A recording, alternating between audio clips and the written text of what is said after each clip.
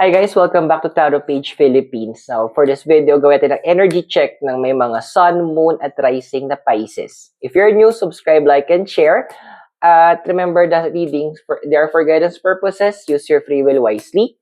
So Pisces, for your energy check, your deity is Pluto. Ayan. So number 10, completion, secrecy, and transformation. Alam mo, given Pluto, yes, totoo, Pluto is the planet of transformation. It is the planet of death and rebirth. Now, pinapaalala sa'yo, Pisces, na may mga bagay na talagang kailangan ng mag-end. Hindi naman end na parang tipo, ay, tapos na and everything. No. Isipin mo yung parang phoenix. Ang phoenix kasi sila yung legendary na firebird na kapag ando na sila sa dulo ng kanilang buhay, ang mangyayari sa kanila is masusunog sila at magiging abo. Pero ang kakaiba doon, mula sa abong yon, mag-e-emerge yung bagong baby phoenix and para mag-start ulit. At yon ang gustong ibigay sa ng universe, a reset.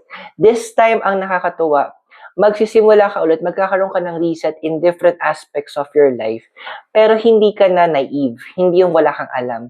Magsisimula ka ulit with the knowledge, the wisdom, and experience na nakuha mo. So, yung ano ba yung kumbaga ito na yung moment na alamin mo in your past, ano ba yung mga bagay na ginawa ko at sinabi ko na maganda, at mga hindi maganda. And this is also a moment, alamin mo din, ano ba dapat yung mga ginawa at sinabi ko para mas nag-improve pa.